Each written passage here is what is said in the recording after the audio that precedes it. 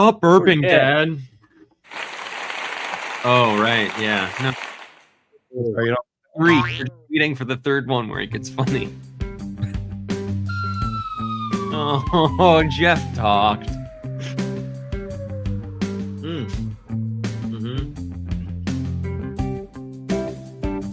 Oh. What's up?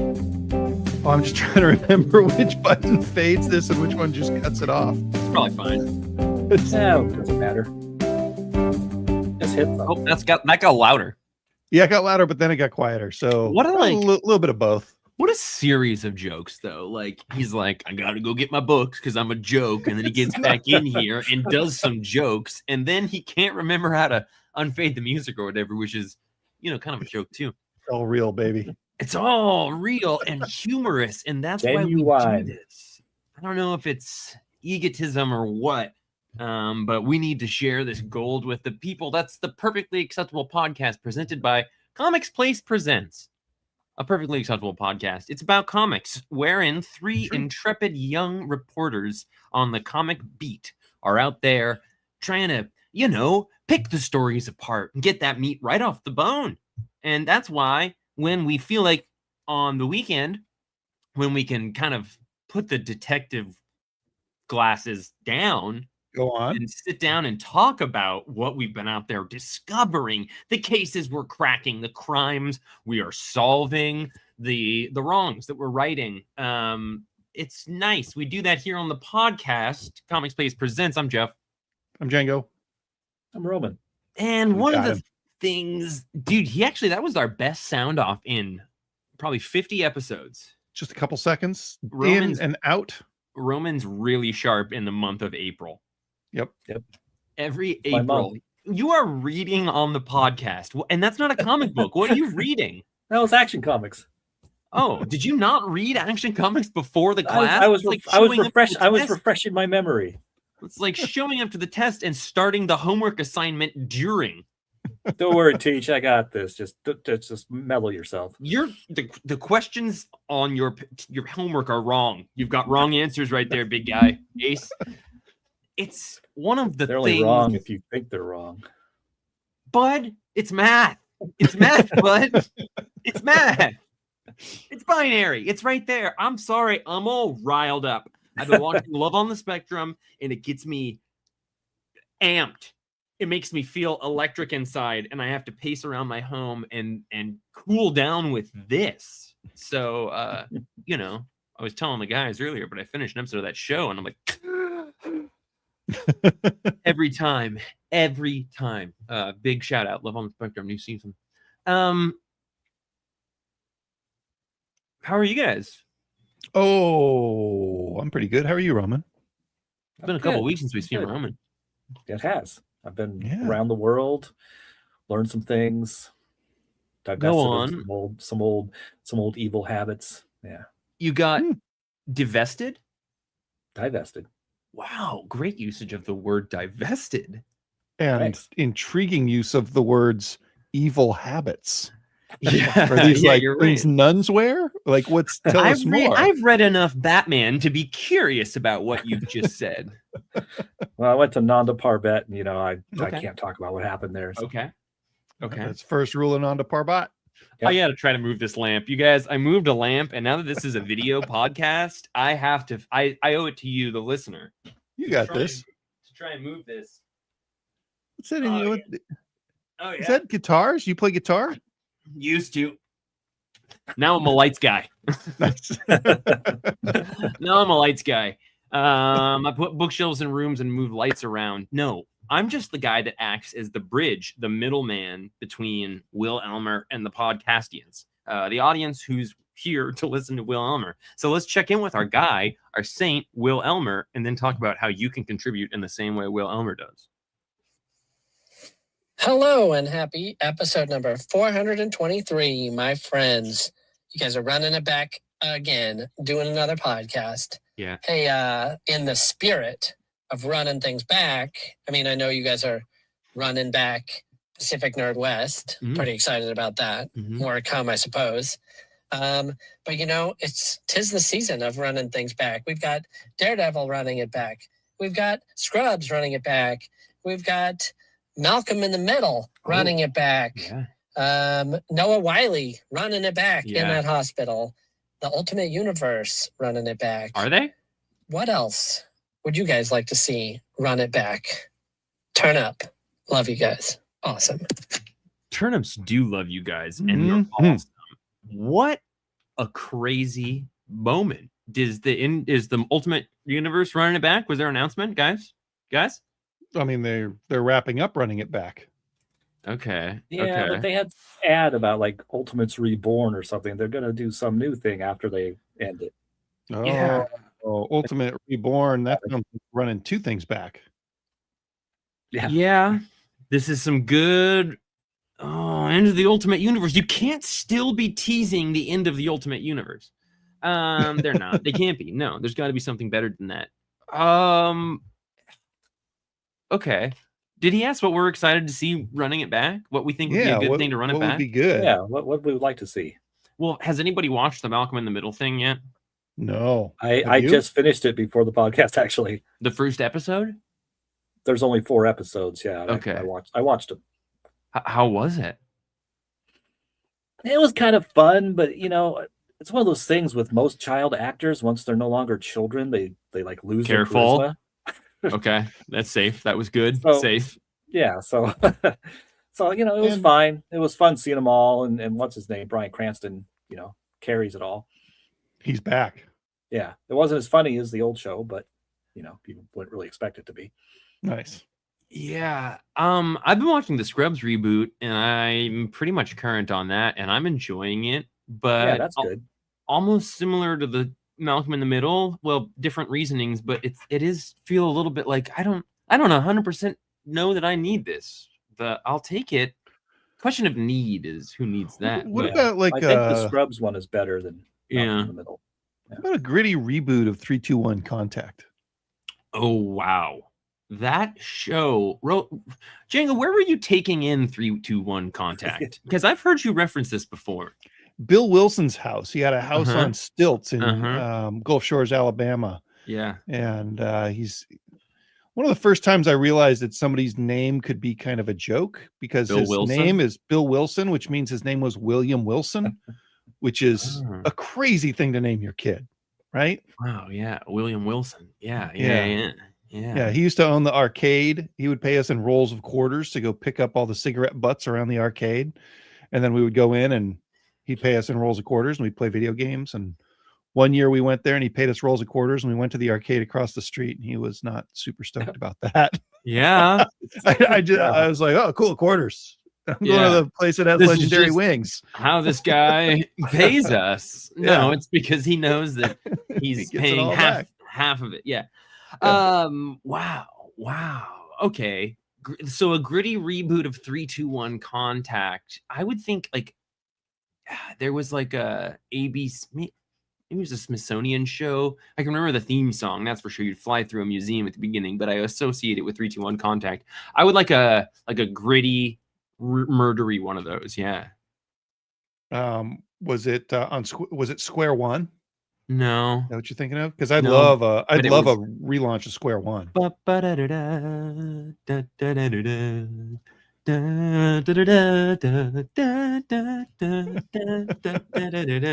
Every time I hear that song, I have to take my sweatshirt off. Eyewitness. Yeah. Yeah. Did you just say that? Yeah. Am I right? Is that right? I just Googled museum fly through kids show and it said Eyewitness. And did I say that before I started singing it? I can't remember. No, you weren't sure what it was called. I did. Okay. Eyewitness News is what I was thinking. Oh my God. What do we want to see rebooted? What comic book do we want to see a writer and artist return to? Because we kind of got something close to that with Batwoman. That's true. What like with Absolute Batman. Yeah, we kind of did. Have you heard about like Greg Capullo kind of quietly quitting comics? No. Yeah, he's like quietly quitting comics, which is a fun series of words to say. Because like his band broke up. But it occurred to me, like maybe he was asked. I read just the other day that he was asked to do an issue for Absolute Batman or something. And he was like, nah, my art just doesn't fit for that. And it seemed to me like sour grapes of like, oh, my guy, we were the Batman bros, and now he's totally gone on and done that with a different person and had a more successful book. It was just like, no, my art doesn't fit for that. I don't think I would love his art on that. Actually. I don't think I've liked his art since his Batman run with Scott Snyder. Like, I have. But yeah, that's interesting. It brought up that like he hasn't had the same inker and like colorist teams for a while, which then made me think of like, oh, maybe that's why his art in my mind hasn't felt the same. Like, his Marvel stuff has had a pretty different look or like gloss to it. Anyway, it was just an interesting like, oh, okay. So hopefully Greg Capullo does, because I do love his awesome art when it's awesome, and that Batman run was great. Would you like to see rebooted, Roman? In comics, it'd be fun to see some more Grant Morrison Animal Man. Ooh. I'd love to see Mark Waid do a like Martian Manhunter series. Mark Waid killed it this week in comics. Yeah. How about Andy Helfer and Kyle Baker doing The Shadow? Okay. What do you guys think of that? Sure. Okay. Sure. Yeah. In non-comics realm, Grant Morrison on Doom Patrol. In non-comics realm, I'd like to see season 4 of Twin Peaks. Roman's been going to the local theater and seeing the weekly screening of Twin Peaks. Where are you at in that right now? We wrapped up seasons 1 and 2, and they're going to show The Return, but not until next year. So I don't think I can wait till next year. So I think I'm going to watch. Have you not seen it yet? I haven't seen it. Oh, it's a treat. That was part of going to seeing the first 2 seasons of the Pickford to build up to seeing season 3, because I kept on putting off watching season 3 because like I want to rewatch everything else before it. I just never did it. I think you guys are going to like the next window display that we're working on with Fiamma Burger. Nice. Yeah. Fiamma walk with me. That's pretty good. Twin Peaks, pretty good. Chicken sandwich specials. You'll see. We got little plans. When does this happen? Tuesday, Monday, Wednesday. I can't wait till that. I need to start tonight. I'll send you my sketches. Okay. I want to see your schematics. It's not going to help at all, but I'll send you my sketches. Okay, lots of things to reboot, but I think Grant Morrison was the vote there by Roman and I.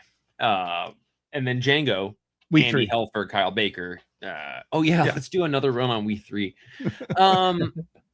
Thank you for sending that audio in, Will. Thank you for letting me text you before this podcast and tell you that I'm recording this podcast, and therefore passive-aggressively reminding you to send a voicemail. And if you want to be like Will and get passive-aggressive requests for podcast emails, you have to start that relationship, okay? And you have to start that relationship by sending emails or voicemails into jeff@thecomicsplace.com, like is flashing at the bottom of the screen, flashing in an amazing way. Send it, jeff@thecomicsplace.com. That's our cue to get into this. We always use about 13 minutes and 30 seconds to talk about the week's news, check in with our listeners, see how Roman's doing, talk about what he's doing to his microphone, talk about just 2 weeks in a row of him. Okay.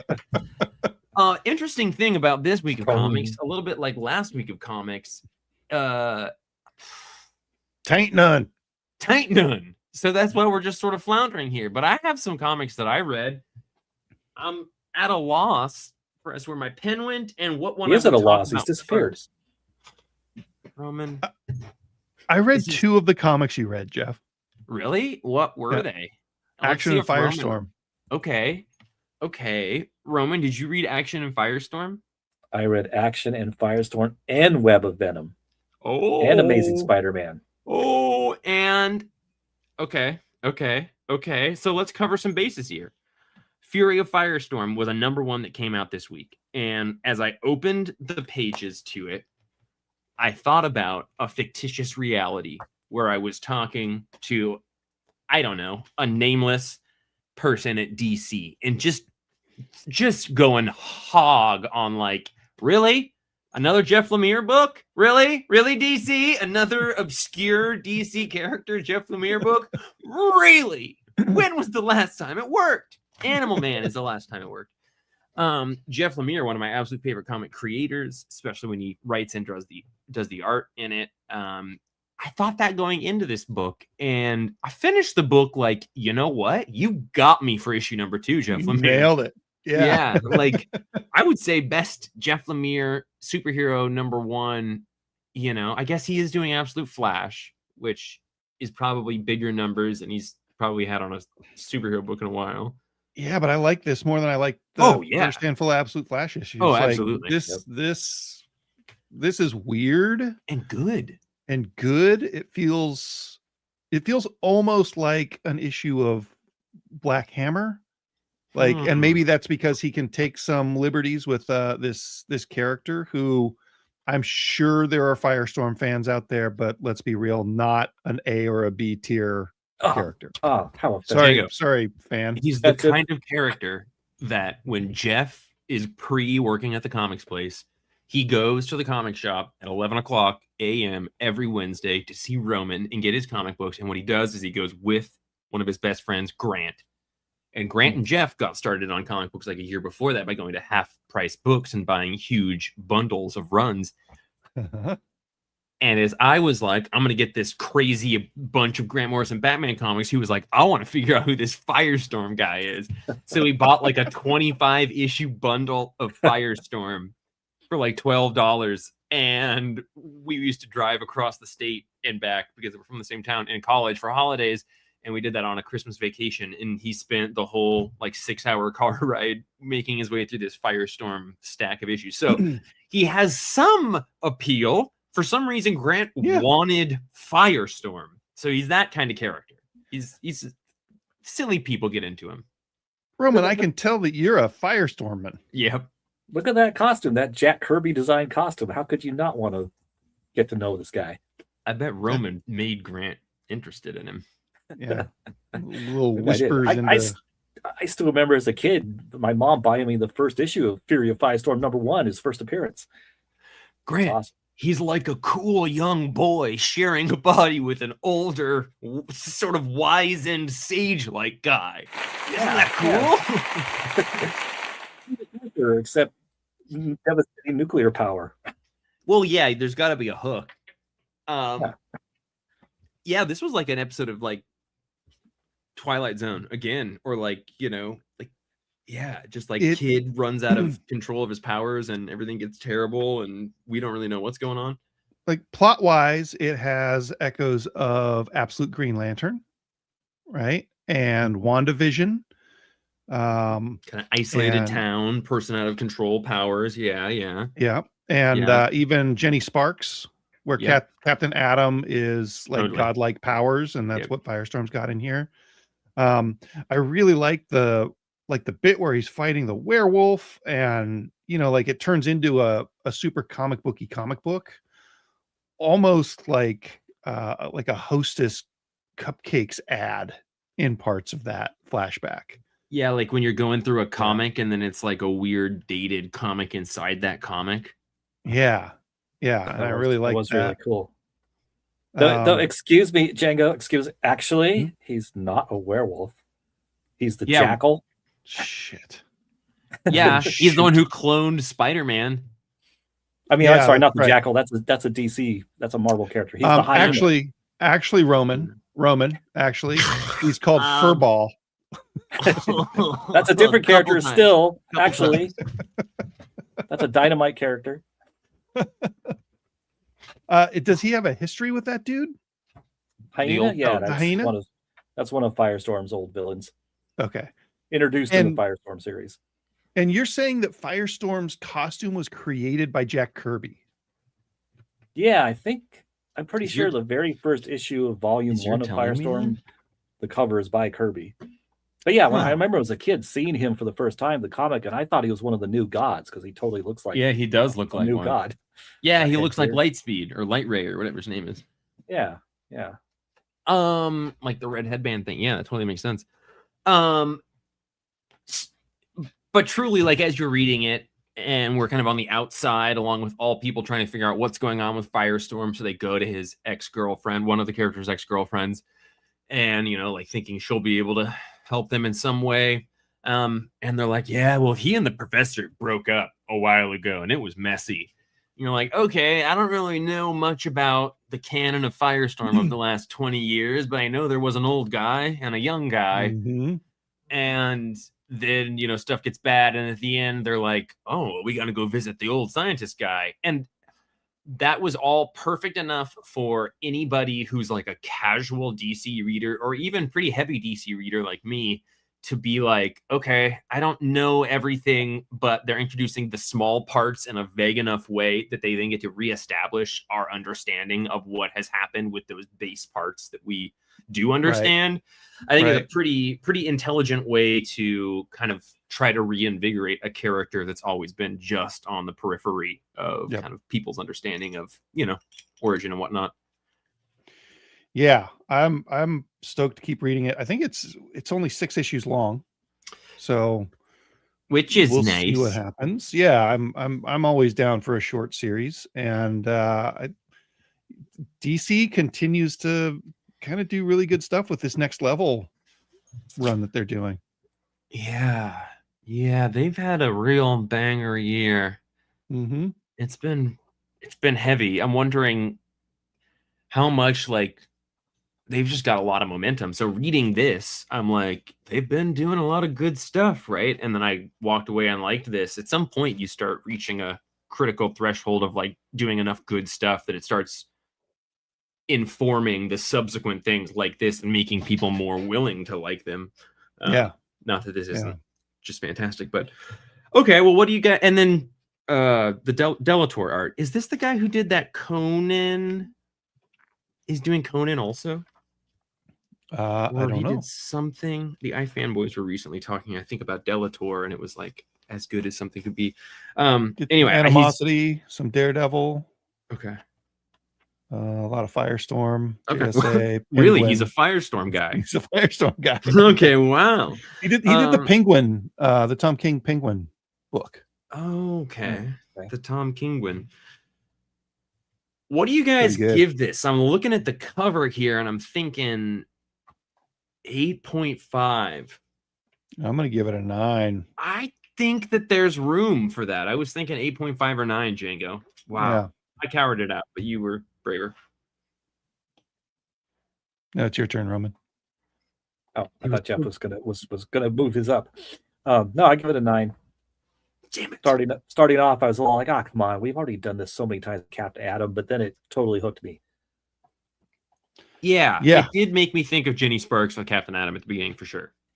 Yeah, they've done that multiple times with him. Plus, I'm intrigued because I meant to look things up because it used to be Firestorm's power couldn't affect living beings, but in this he can. So are any beings really living? Well, but he could turn rocks into glass, but not people. Yeah, he couldn't affect. It's just a confusing question. I've never thought of beings as living beings or of living or dead. Jumping beings. Except that's not living beings. Yeah. Okay. All right. Okay. Well, some work and some don't. Usually have like sombreros and they jump around. Wow. Right? Okay. Mexican jumping beans? Oh, see, those are a lot more fun than non-human, non-living beans that Roman's talking about. What's the critter that's inside the Mexican jumping bean that makes it jump? Yeah, let's find out about that. I think it's like a little grass worm or a bug. Yeah. Something trying to hatch. Yeah. Wow. Okay. But also informative and cool and all right, Firestorm, well done. If we've only read one other book altogether, I suppose we should do that one now, which is Action Comics 1097, which Mark Waid wrote in this. And you guys, I've spent the last several hours wanting to make nice numbering, wanting to make sure that I remembered to mention the funny thing Mark Waid said in this issue about You remember the thing he says in here about how hard it would be for somebody else to write? It would be terrible to have to write a history book of your timeline. Oh yeah, Which is he just finished writing that DC history book. Oh Right. And it's just like you Mark Waid. Yeah, it's interesting to have this Superboy character be basically Deadpool in this series. That's this one, right? We deal with timey-wimey paradoxes constantly, little reboots of reality. I pity anyone in my era writing a history book. Oh, right. I was thinking of Superman last week, which was Superboy Prime. Yeah, no, we've been getting enough Superman books between like Action Unlimited and Superman proper, and then DCKO, and like he's not actually in our universe right now, so he's not really in it. It's harder than it's ever been to juggle all the Supermans, and I don't have any numbered shields anywhere to help me. But so this one continues to be like the back in time Superboy thing, and this is Booster Gold, Mary Marvel, and John Jones going back in time for a reason, and they're from our time, like modern current DC, because Superman is not around currently for them, and it's young Clark Kent's first experience with a lot of aspects of like meeting people from the future. He has not yet learned about Krypton. He has not learned about a bunch of stuff. So it's mostly just a really cool little, like, I think as the reader, you're like, oh, I really want him to like tell him about Krypton or tell him about this other stuff. And you're like, oh, we can't though, because of timey-wimey rules. Yeah, that's Hey, wait a minute. We're up against the live Doctor Who awards right now. I gotta go. See you guys. All right, see you, Romy. Dang. Oh wow. He wasn't here last time either. Yeah. It's always interesting to see Booster Gold be really bad at time travel rules. Because that's like his whole thing. And you would think that he would have learned by now, but I guess he keeps resetting and getting away with it to some extent. Yeah, well, I don't remember what happened to Skeets. Skeets is the one that would get him through things, his little robot pal. Yeah, where has Skeets been? Yeah, Skeets has been gone for a little while. What happened to Skeets. Yeah, I don't remember what happened to him. Huh. Yeah, I didn't read Booster Gold in the critical time to like know who he is definitively. Is it the Giffen DeMatteis Justice League run? He's from before that, but that's my favorite Booster is the Giffen stuff. Because getting like super into comics in like 2008, right? I haven't. Booster didn't have a chance. It's been after the fact, so like he's always brought up, and I'm like, okay, it's like the Sentry. I don't really understand what of this is a retcon and what is real. So, but I think I kind of get him. Yeah, he's a janitor who's just a ruthless self-promoter who's beefs the timeline all the time. Like that's his whole thing. Yeah. And to have them treat him so seriously in KO was interesting because he was Darkseid. Because he was Darkseid, and then to have that come up in this was cool. So I like a little more Booster character development that's not Heroes in Crisis. Well, right, and between the Darkseid thing and Heroes in Crisis, I think they've given enough like support to be like, oh, he can be less of a joke now, right? Like we've messed him up enough that like the apology from John Jones in this to him kind of out of nowhere was pretty poignant. Yeah. It's good. Superman's good. I know Roman like this. Oh, I loved it.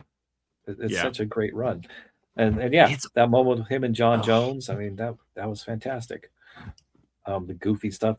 I think it's a new villain, Epoch. I don't remember this guy from a rep before. Yeah, I'm excited to learn who it is inside that thing. Oh, better not somebody's in it. Better not be Hank Hall. Hank Henshaw? Hawkman?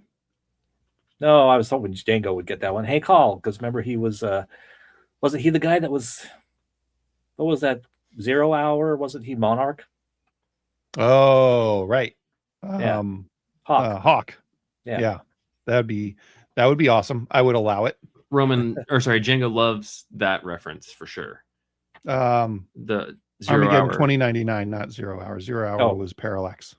Right. Yeah, you're right. My bad. Totally. God, which obscure 90s or 80s annual event does my coworker really love? I mean, it's been a number of months since I've had the opportunity to say this, so it is worth mentioning again. Mark Waid was not writing comics at DC for a long time. Yep. And now we're like quite a few issues in to a classic feeling Superman run on Action Comics. And we are 50 issues into his Batman Superman World's Finest, which is every issue has been one of the best superhero comic books coming out. Like he just did that like history of book. I wonder if we needed that period of him not writing anything to just like come back and have it been like marinating on stories to tell for his, favorite characters and stuff. Cause like it's amazing. Everything he's doing at DC right now is really good. Yeah. Yep. Yeah. It's just wild to me that we're 2 or 3 years into me reading every single Superman book that comes out. Yeah. You mentioned that last episode. You were like, this is the longest. And that's crazy to me. Yeah. And totally like, yeah, you basically, when was it? Was it when Bendis came on or was it? I skipped a bunch of stuff just after Bendis, but you started in Rebirth, which was before that. You were reading the Gleason stuff because you read I read most of the Gleason stuff, like the Rebirth. Yeah, Rebirth. I dropped off after the League of the Legion stuff. Do you for a little while? Yeah. Why do you think that is? Do you think it's just they've been really good, or do you have a new appreciation for character as a figure, or Superman as a character in comics? I think they've been really good. Yeah, they have been. Because it's the cast around him more than anything, and it's been solid. Totally, and not devoid of issues about Parasite, which you love. It's true. Action Comics 1097. I give a 9. 9 from Jeffro. I would give Action 1097 an 8. Reign of the Superboys. Yeah, each Superboy is taking over a series. And this is Superboys. This is John. Okay. This is John. The other one was Superboy Prime. Well, this is give this Clark. This is Clark. This is Clark. Yeah. Right. I give it an 8.5. Okay. Right down the middle, boys. I love it. We've got a spread. That means Roman's score is the true score. It's true. Oh. Well, now we just got to like toss a hot potato around for a while. So get it. Oh no, actually we've got a more organized fashion. The data person in all of us loves that. We will then go to the books that we've read 2 of, which Roman, you and I both read Web of Venom. We did. So this is interesting because as I looked at how fucking dope that cover is, as a kid who grew up loving Todd McFarlane and symbiotes and like not getting to see Spider-Man's costume as a symbiote that often. Like Roman and Jeff are the only ones left now. Django's just gone. He's like symbiote now. He just stepped right out. It's hard because I can't feel him. No, what's interesting in this, and I wanted to really point at Django. Feel me, I'm back. I like that you just parted both of our heads to show up. Hey guys. Okay. No, listen, as I was about to start this issue, I looked at the writer and I thought Jordan Morris. I don't know who that is. Roman, do you know who that is? I do not, but I'm pretty sure I did. You did. Why did I know that? And it reminded me of a podcast called Jordan Jesse Go that I've never listened to, but it was on the same podcast network as the McElroy's podcast. Oh. And I was like, I think he was the host of that other podcast. So I looked it up, and this is a podcaster book. This is Jordan Morris is a podcaster. He founded the Max Fun Podcast Network. He is a comedian, and I believe he's done work on like TV and stuff now as well. But, from the popularity of his show, Jordan Jesse Go. I've never seen his name on a comic book, though. So I'm not sure if this is his first or if they've been ones. The McElroys did that Journey in a Mystery run during Realm of the War of the Realms. So anyway, I thought this was interesting. This is a Marvel comic written by a podcast comedian who started a podcast network. That's the context that I had. Now we continue venturing into a mysterious marsh because the character's name is Fred Meyer. And really? I have to ask, has that always been Boomerang's name? Yeah. Holy crap. Fred Meyer. I was just inside that guy. Okay. You were. I assume it's because, I don't know, whoever created Boomerang on the East Coast, Marvel was in New York, didn't know there's a chain of Pacific Northwest stores called Fred Meyer's. Okay. Well, the main character, Fred Meyer, Boomerang, who's from Nick Spencer's Superior Foes of Spider-Man. This seems to be coming from that same kind of realm of comic book story that Nick Spencer's Superior Foes of Spider-Man came from, because it keeps referencing that. It's a kind of a comedic tone, and it's basically our guy, Boomerang, finds out the Tombstone is giving middle-class heroes real hero things, like upgrades, and he's not going to do that because he's trying to make himself go on the straight and narrow. But while he's in this lab, because his friend's getting upgrades, he sees a symbiote in a jar that's apparently been in there for 200 years, and glass that fancy wasn't around 200 years ago. But then there's like a big explosion, and the symbiote comes out, and it jumps on him, and then they're having some adventures. And this is a symbiote named Passenger that has never been seen before and has just been in this glass for 200 years and is now out, but he's been connected to the hive mind of symbiotes. And then there's like a robotic person that's got a kangaroo pouch. I really liked him. All of that to say, like, what? Like this was like, we are just fringing out the whole time, and not in the way that Django likes the fringe. I love Fringe. That's a good TV show. You guys want to talk about Fringe? Roman, what do you think of this? Like that's a bunch of context for folks, which is like the tone of it, and that it is coming from a kind of tone and character base that has been comical and successful in the past. That Superior Foes thing. It feels connected to that in tone. Yeah, it does. Which that'll hook me enough for the second issue, because if it was just some rando other character that has the Passenger symbiote, I wouldn't care as much. But I like Fred Meyer. I like Boomerang and his loser supervillain buddies. I like him a lot more knowing that his name is Fred Meyer. And you just said the Passenger in a way that was casual. Are you familiar with this character? Oh, no. This is the first time I've seen it. Okay. That's what I thought. I just wanted to make sure. And my audio cut out for a little bit back when you're talking about the cover. And isn't that a homage to the original Web of Spider-Man #1? Black Spider-Man thing, right? Yeah. Totally. Yeah. I like Venom a lot. This is a kind of comic-y book, comedy book. I don't remember. Does Fred like pick a name for his symbiote-clad identity? I mean, he's not Venom, so this character. I don't know. I don't remember him picking a name yet. Okay, I don't either. And Passenger isn't very, that's not a really good anti-hero. No, it's not. Name. It's not. And he just showed up. But piggybacking off a conversation we were having earlier, basically, it is a cool idea, Django, since that King in Black stuff, which you were reading, that like symbiotes are kind of all connected to a hive mind. Right. This little symbiote head has been sitting in a jar for 200 years, and because of the hive mind, has been experiencing all the stuff that other symbiotes are doing. So it knew like Spider-Man, and it knew a bunch of other stuff, and that's kind of like, I've been living in this prison but experiencing all this other stuff that I can't touch, taste, or feel. Awesome. Yeah, very interesting stuff. I don't have a super high score for it, only because it's just not I don't think it's low quality. But the like kind of comedy Marvel books I'm not super into unless it's mad DC. But it's cool looking. I'm going 7.5. Roman, what'd you say? Yeah, I'd say about 7.5. I mean, it's fine. If I miss an issue here and there, that's fine too. But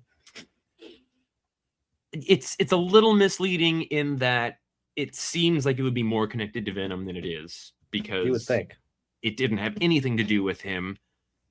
Which I read my first issue of Death Spiral this week, Roman.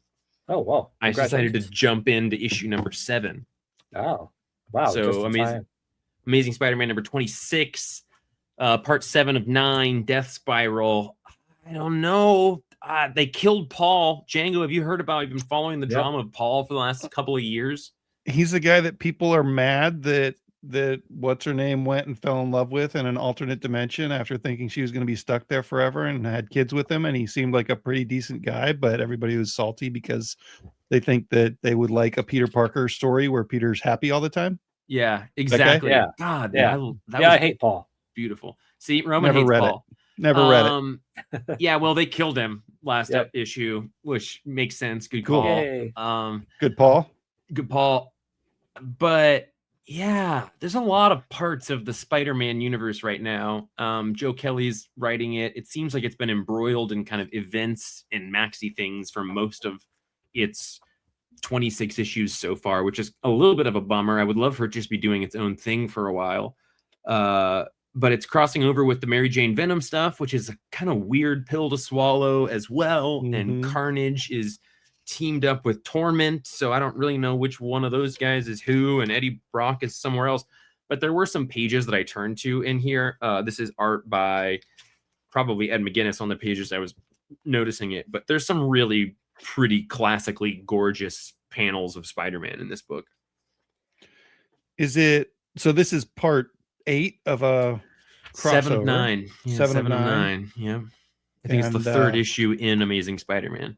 I don't really love the Spiral stuff that they brought in at one point.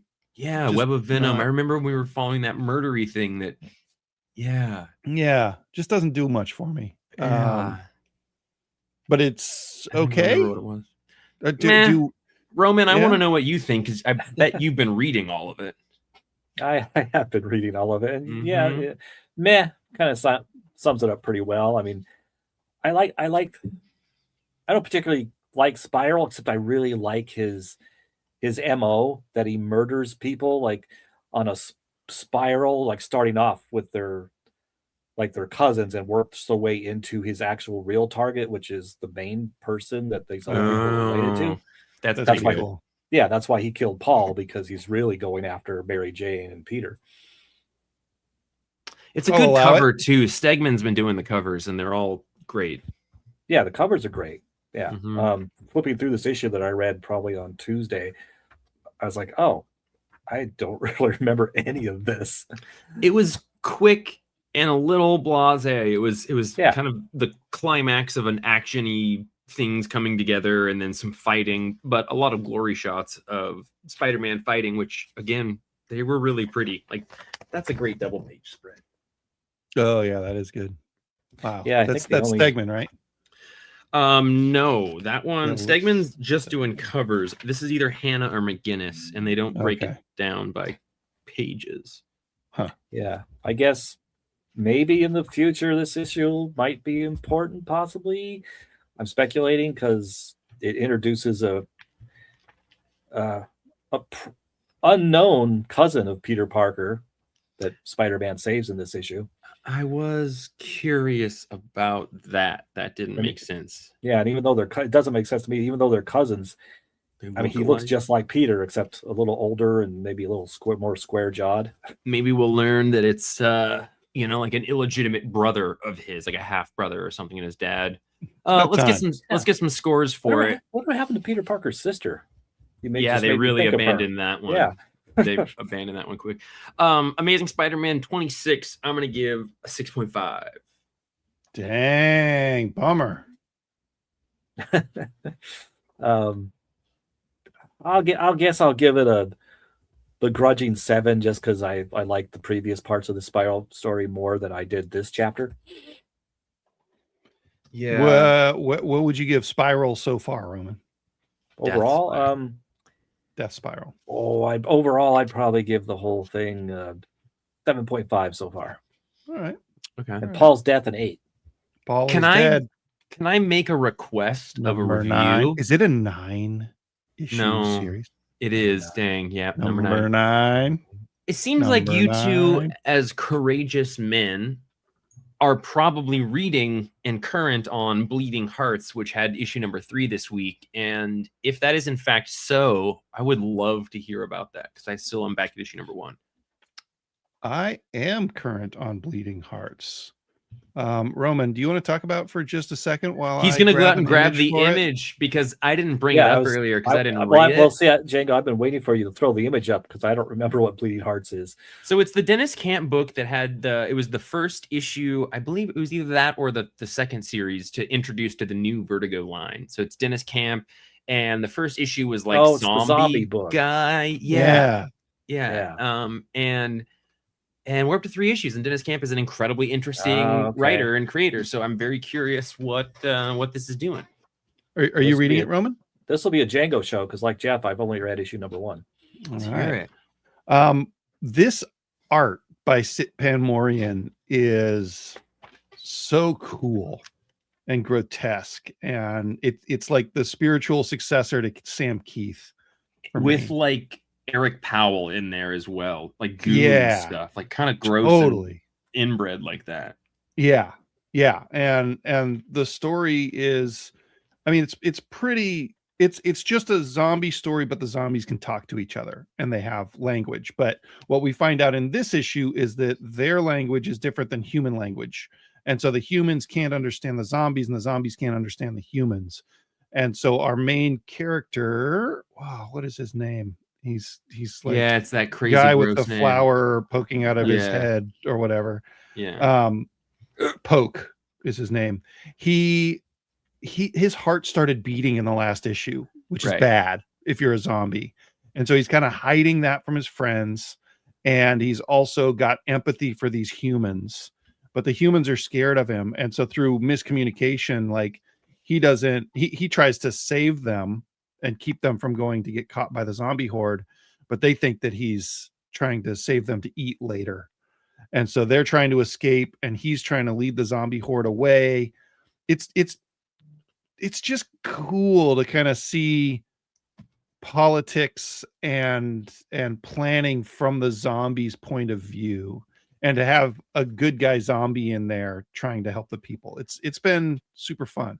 That's like a just subversive enough version of a zombie story, which is the thing that we've gotten enough of, that to like have that language issue, the like him being an other within there, and then being within the colony trying to protect people from the colony. All of that is like it's the angles are weird, the peril feels real, like craft wise it's really well done. So good, awesome comic. Okay, what's your score for it there, guy? Oh gosh, I think on this one I'm gonna give it a 9. Good, okay. Number 9. That's good. I'm looking at my stack. I'm just trying to pick what my favorite comic of the week was, and it's kind of tricky. It may have been Firestorm or Action Comics, which means my scores are inaccurate. Transformers potentially as well. But did anybody read the first issue entry into the Trent Reznor verse, Pretty Hate Machine #1? No. Writers Ryan O'Neal and Tim Seeley, art by Paolo Armitano. So I imagine Trent Reznor had to have done like the conceptualization, or it's based on Pretty Hate Machine, or I would assume you guys would have read this as well, and we could sort of muddle through the Trent Reznor-ness of it all, but you didn't. So here I am. Tim Seeley is an established name. He's the only name on here I recognized outside of Trent Reznor, which they didn't print, probably just because they figured Pretty Hate Machine in big bold letters was enough to cite Trent Reznor.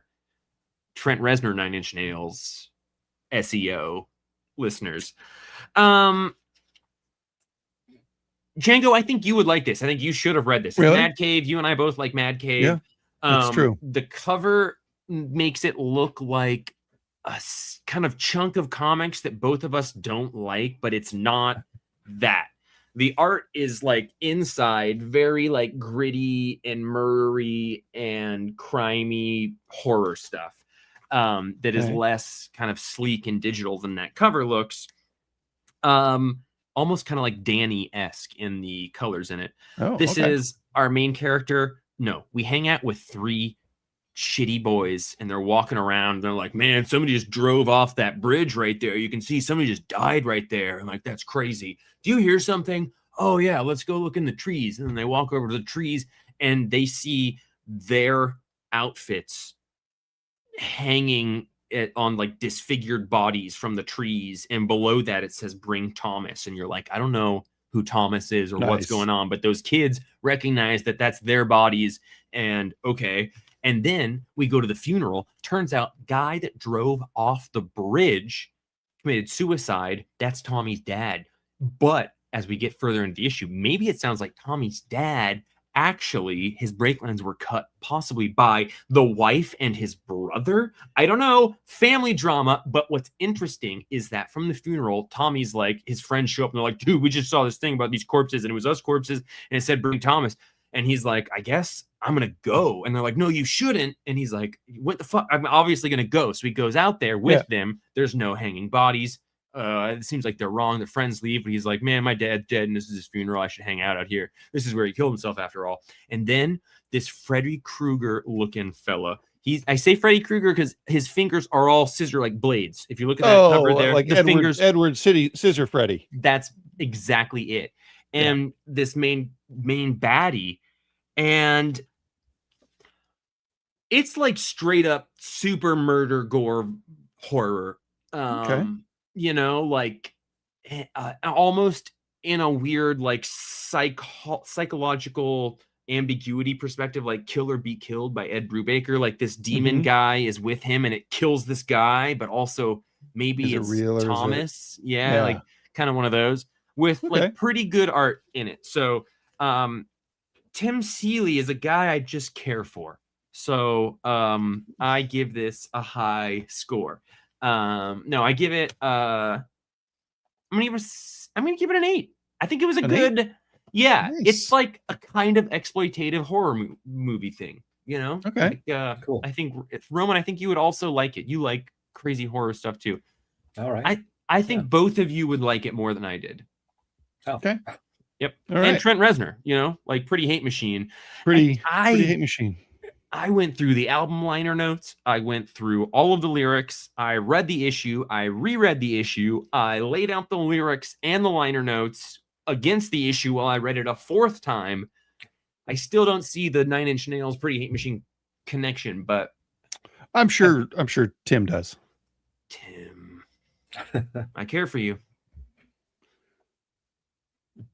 Wow, so that's good. That's good audio. So wait, did you guys also read Neighborhood Watch, Sarah Gailey? I did not. I didn't. Holy shit, man, men, bros. Yeah. I've been in an airport a lot lately, and I was in an airport recently, and I was looking at a book, and it was like there was some fanfare about this book, and it was a novel, no comic book. But it was written by Sarah Gailey. And I was like, Dollars to Donuts. I think that's a comic writer. So I picked it up and I looked over it and I flipped it over and I read the summary and I was like, I'm no closer to knowing if this is a comic book writer or not. But like, it seems like a comic story that I would know from a lady named Sarah Gailey, I think. And then this came out and I was like, I'm pretty sure this lady's an airport novelist. And so I read it from that. Okay. And it's pretty interesting. We don't really know what's going on. It's like some sort of like commune where everybody seems to be living together and we're kind of bouncing from person to person in this commune. And it seems like 1 or maybe 2 people, a lady has gone missing. And so you're kind of learning the people and the system of this commune. You don't know why it's isolated or shut off or what's going on exactly, but you're watching as they all kind of compassionately towards each other are also trying to figure out what's going on with maybe missing person. And then you start to like see the two main ladies that you've been hanging out with who haven't met up yet, like going around kind of realizing their friend is missing and looking all around. They both find an opening and they start going like towards this opening, and then they run into each other, but they run into each other right over the body of their missing friend. However, both of them exclaimed a different name. Comic book twist. We've been in 2 communes the entire issue, and she has a different name in each commune. And yeah, really easy to not notice it, and yet it laid it in front of you the entire time.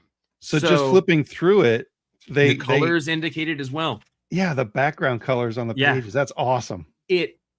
So a really well done, interesting comic, kind of like movies like The Usual Suspects or The Prestige, like or Dark City. Like the answer to this amazing twist has been right in front of you the entire time, but you didn't look at it in the right way, and then the twist is you realizing something, and then like that was really cool. And to have that all happen in the first issue was really well done. So Sarah Gailey is awesome. I can't remember what else she's written comic book wise, but I believe that we read some of it. I can find out here. Was Don't Eat the Rich? Eat the Rich was That's her. what it was. Yeah. And she's done a bunch with the EC Cruel Universe and Catacomb of Torment. Okay. So and she's a novelist as well. So I think she's a badass. And the amount of work Buffy. there you go. And there are some pages that'll be like multiple blue backgrounds and then multiple orange backgrounds. So you do switch between perspectives, but mostly it's throughout of it, and it's you like don't facing realize pages, it. right? Like until the Yeah. That looks really cool. I'm looking forward to reading it. I did bring one home. I just haven't read it yet. Yeah, it was really good. I was really impressed with it. I'm gonna give it an 8.5. Do you know why I brought it home, Jeff? Because she's sad. It's because you found me a glow in the dark cover. Oh, yep. I did that. Yep. Yeah. Looking forward to that cover. One. Good cover. Yeah.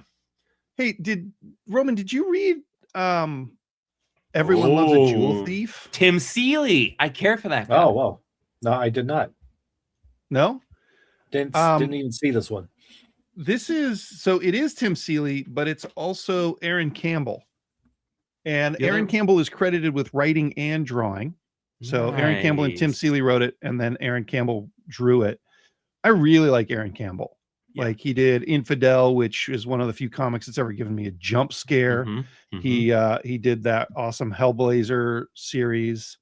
And this is like police grilling various suspects about a murder, and the dialogue and the way, like the body language and the way that everybody interacts is really interesting. And at the end, you realize that they basically have just set up a D&D group to rob a bank. Oh. And so we're going to get some sort of juxtaposition here where you've got like the gang that's going to rob the bank is, an elf and a minstrel and a warrior. Like it looks like just an interesting way to tell this heist story. Yeah. Did Roman say that he did read it or didn't? I didn't. Okay. Well, he's in charge of talking about a book after this, but Tim. So the one that I talked about as well, Tim Seeley like co-wrote it with somebody. Yeah. And everybody I know in the comics industry is like, oh, Tim's a great guy. Like, he's just buddies with everyone doing anything. I love that. Yeah. That sounds really cool though. You said Campbell did the art? Yep. Campbell did the art. And one of my favorite things that Aaron Campbell does sometimes is like there's a bar scene that is lit in blue and red, just like neon blue and red. And the way that he does that is just really nice. Yeah. That's very good. Yeah. He's so good. Give this I'm gonna give it a 9. I think you should give it a 9. I was feeling a 9. Yeah. Good freaking comic. Heck yeah. Hey, Roman, you're doing something that Django and I are not doing. What's that?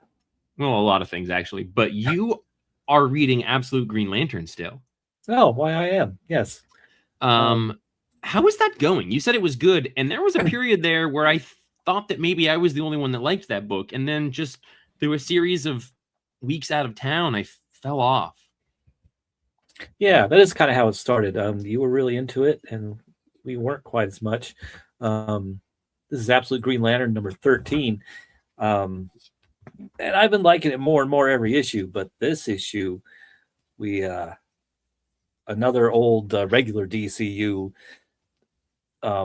element is introduced because we've got Sinestro talking to Agent Shade, who's one of the Black Stars, guys with the Changing Man.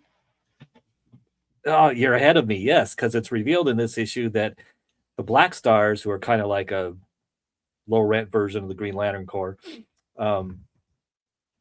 have control or have access to the what's it called? The No Zone. I forget what it's called, but that's where Shade the Changing Man got his, and each one of the Black Stars has a version of the M Vest, which is what gave Shade his crazy psychedelic powers. I've never read it.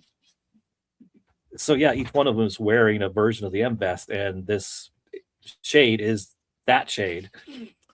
So I got really excited because I love Shade the Changing Man, and I didn't expect him to show up in any of the Absolute titles. But he's here now, and it's tied in with Zardath and Alana from Adam Strange from Ron. And a bunch of cool stuff happens with them that I don't want to This is Al Ewing, right? Yeah, Al Ewing. Okay. So it started fairly slow, but it's at a spot that you like a lot now, which is kind of typical for Al Ewing books like Ultimates or even like Doctor Who. Like a lot of those took a while and I would give up, and then Roman would be like, it's the best. Yeah, in this issue, it's funny. It's all about I'm flipping through it to refresh my memory. Sojourner Truth. None of the Green Lanterns actually even show up in this issue. It's all about Sinestro and the Black Stars and Shade and what's going on Ron. And I only know about the Black Stars from that Grant Morrison run. Yeah. They're they've been around for a long time.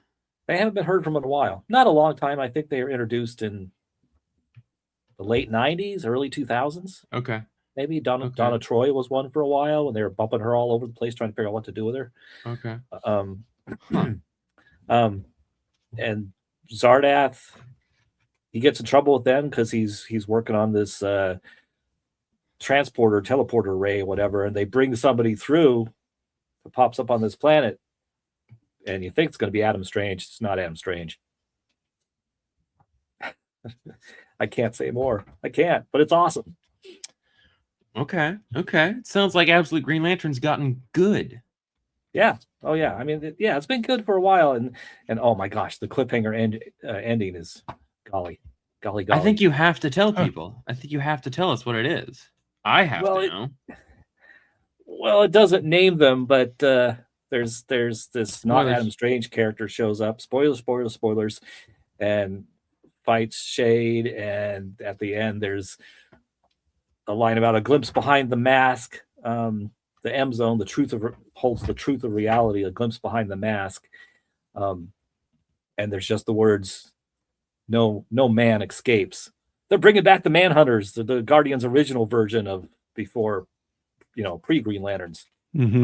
That one doesn't do it for me. That one. You don't know the Manhunters? Blue mask. I do. They were in the Jeff Johns, like at the beginning of the Jeff Johns run. And one of them was in the Danger Street, right? Yeah, you're right. Yeah. And they are cool. But I didn't really like the Jeff Johns run, but the more Kirby-esque one is cool. I feel like this might be 17 total people intrigued by that cliffhanger. Yeah. Well, we got them all now, Roman. Yeah, Roman really spoiled it for those 12 who all watched this. I sure did. But it's going to have an interesting twist because it's Absolute. Yeah, I mean, Absolute Shade to me is a pretty awesome reveal. Yeah. Just like how much people love Starman and the Shade miniseries. Dang. Was it supposed to be? Well, did they present it? Oh, not Shade the Changing Man? That's what I thought you were saying. No, it is Shade the Changing Man, but no, he has nothing to do with Starman. His villain is called the Shade, but that's a dark see, I don't know guy. anything about any of them, but okay, I thought they were the same guy. Dang, two different dudes. No. Yeah. That Shade is really cool too, but he's a dark. Man. That's like getting the Creeper and the Heckler mixed up. No, it is, but pretty easy to do. Do you remember when Young Animal did that Shade the Changing Lady series? Yeah. I thought that was related to the Starman character for the years that it came out. That's when Django just recently told me that you can't void a tendered transaction. Like, duh. And yet, I thought it was the same thing the whole time. So blow his mind. What kind of score would you give that? Seems like a high one. Green Lantern number 13. I'd give it a 9. A 9. Nice. I'd give it a 9. Look at that. Oh, you've got the cover up there. That pretty cover, which even has some Bitco-esque like orbs with tendrils off them. I gotta be honest. I thought it was Shade the Changing Man, so it's a little less exciting for me now. See, after I read it, the Shade. I understand. I thought they were the same person, so yeah. Well, that's pretty Starman. good. Everyone should always read Starman, I guess. I'm told. Excellent series, yes. I hope. Oh well, so next week is an absolute Batman week. Comics. Was this month a 5-week month, Django? No, it's the second week of the month. Yeah, I don't know why comics are so weird right now. I think like March Marvel was a 31 feels day. like Marvel feels like they put the clutch in to some extent lately. Yeah. So we're not getting as many exciting things to talk about from them.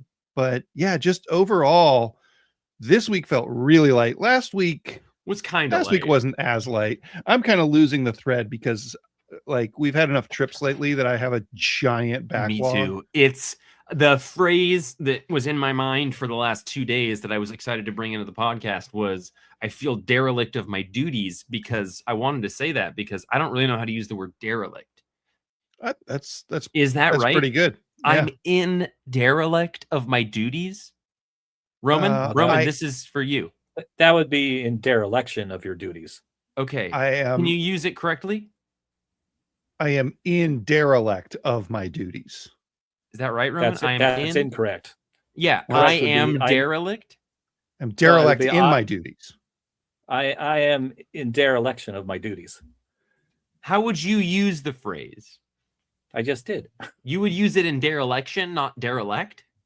Well, I don't know how to, the right, dereliction is the whatever form of derelict. I just want to hear derelict. Derelict in my duties. I am derelict in my duties. I am intentionally or negligently failing to perform assigned responsibilities. And that's what I have been doing. My to-do stack is huge. I didn't know the specific definition or how to use it, but I knew it was an application to me.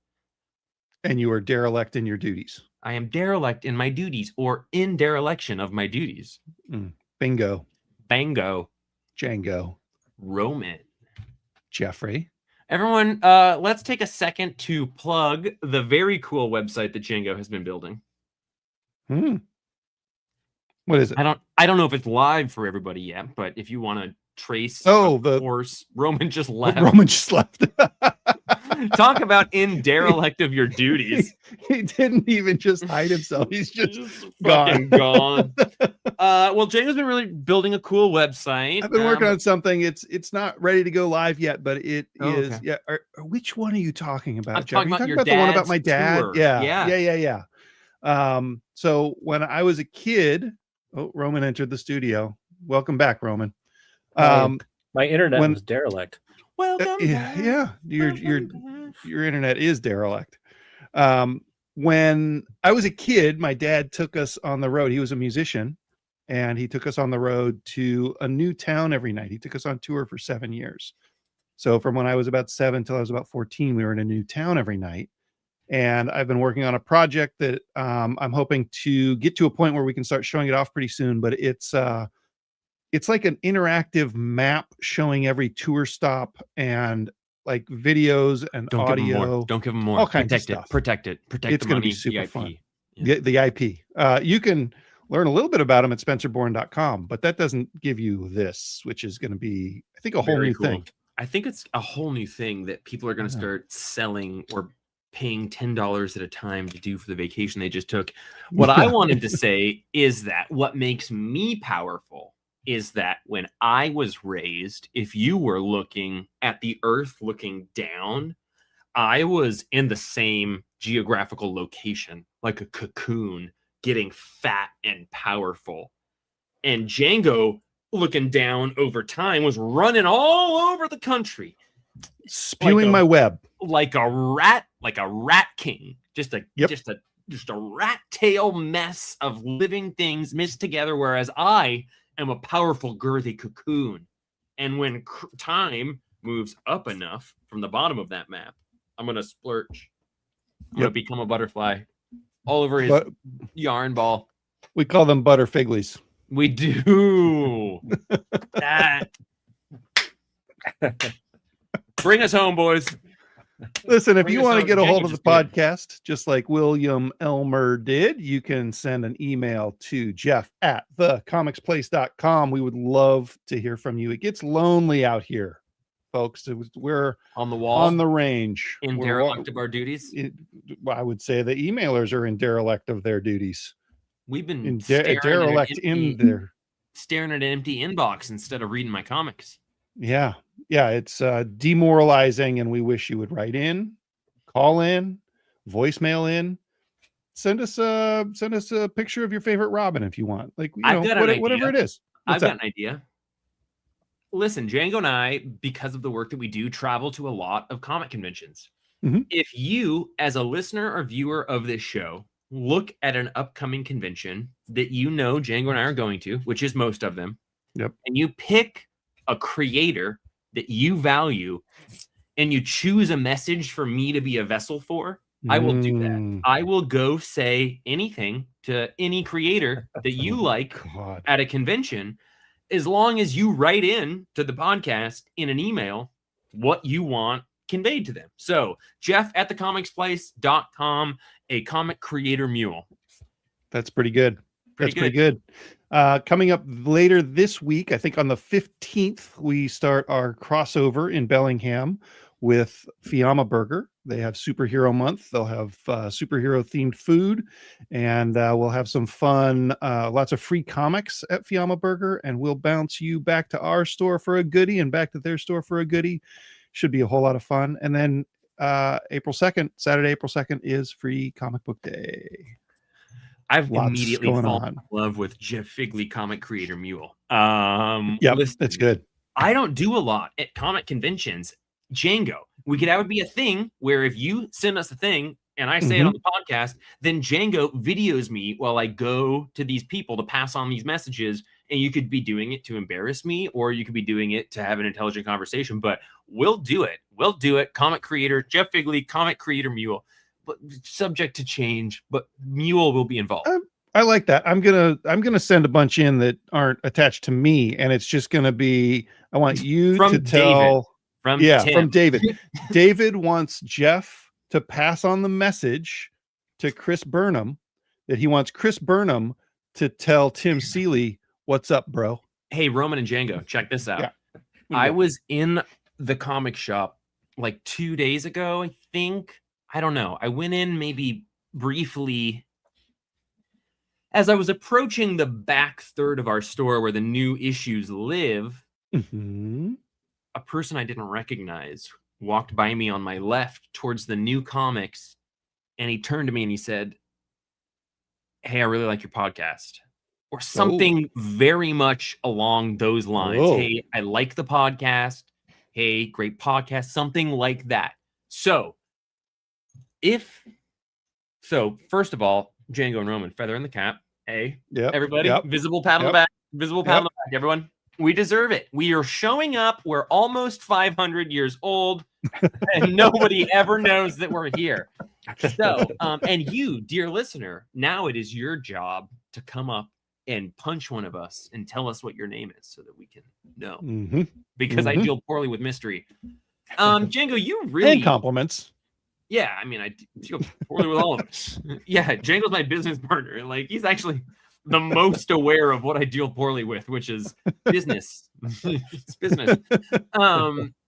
Yeah, Jane, you really brought it home in the final like fifth of this podcast. Like you really shined. You had some great what I bits. do. Oh, sorry. This is what we usually do after we stop recording. We like kind of sip Gatorade and talk about what each other did well. So we have to end first. Oh, there we go. There we go. Yeah, we got to talk this thing out. Oh.